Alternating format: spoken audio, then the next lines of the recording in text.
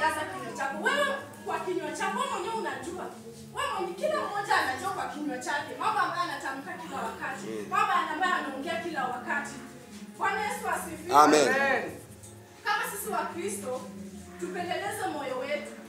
Tuangalie sisi ni mti wa aina gani. Bwana asifiwe.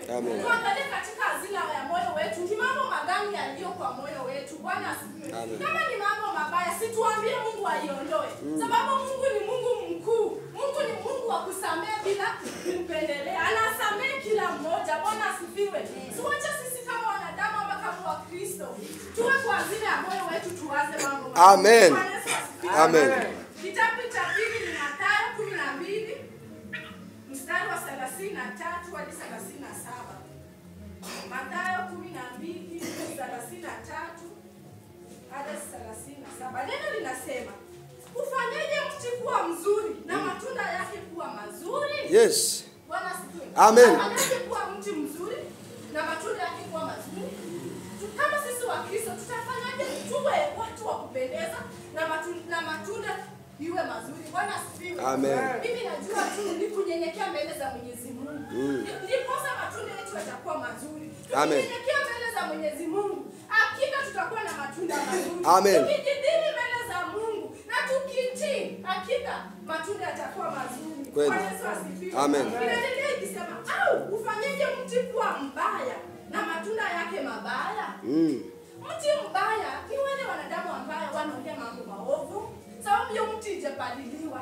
Sababu hii mti mzuri imepaliliwa na wachungaji, mama kanisa, mama bisho, wamama wakubwa wametupalilia. Bwana asifiwe. Wamepalilia. Sasa wanapoona matunda, hakika matunda inatoka sababu wametengeneza hii mti. Bwana asifiwe. Lakini angalia mtu ambaye hajaenda kanisani, mtu ambaye hajui Mungu, hakika matunda yake inajidhihirisha wazi. Amen. Si tuache tuwe mti ambao unazaa matunda mazuri. Yes. Matunda ambayo inapendeka mbele za watu na mbele za Mungu. Amen. Amen. Neno linaendelea, ufanyeje mti kuwa mzuri na matunda yake kuwa mazuri? Au ufanyeje mti kuwa mbaya na matunda yake mabaya? Kwa maana kwa matunda ya mti utatambulikana. Kweli. Utatambulikana. Bwana asifiwe. Amen. Ati kwa matunda ya mti utatambulika. Hata uwe mpole aje, kwa matunda yako tu shemeji. Matunda yako itajulikana wewe ni Mkristo au si Mkristo. Bwana asifiwe. Kila mti inatambulika kwa matunda yake. Si tu mti ambao unatambulika kwa matunda. Amen. Tamanio la moyo wangu ni kuwa kila mtu awe mti ambao unatambulika kwa matunda mazuri. Bwana asifiwe. Inaendelea ikisema, enyi wazao wa nyoka, wawezaje kunena mema mkiwa wabaya? Hiyo ni swali. Wawezaje kunena mema mkiwa wabaya? Hakuna venye mtu mzuri ataongea mambo mabaya. Bwana, hakuna mtu mbaya ataongea mambo mazuri. Bwana Yesu asifiwe.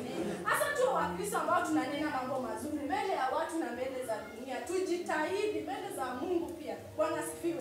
Tujitahidi kabisa. Ndio kusema maana kinywa cha mtu hunena ya ujazao moyo wake. Mtu mwema katika akiba njema hutoa mema. Neno bado linarudia. Mtu mwema katika akiba ya moyo wake hutoa tu mambo mema. Utoa tu mambo mazuri. Uongea tu yale ujazao moyo wake. Na ni ambayo ni mambo mazuri. Bwana Yesu asifiwe.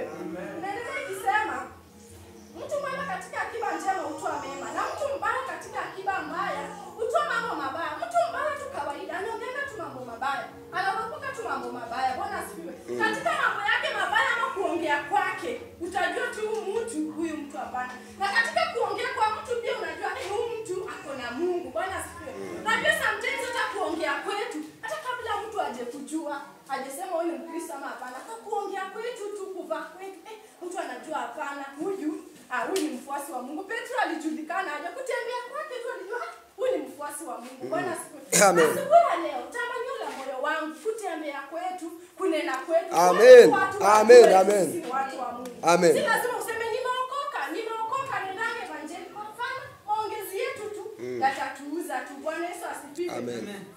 Mwisho nasema basi nawaambia kila neno lisilo maana watakalo linena wanadamu watatoa hesabu. Amen. Kila neno lisilo Basi nawaambia kila neno lisilo la maana, maneno ambayo hayana maana, mambo ambayo ni ya dunia, mambo machafu, neno linasema utatolea hesabu. Bwana asifiwe. Amen. Nitarudia. Basi nawaambia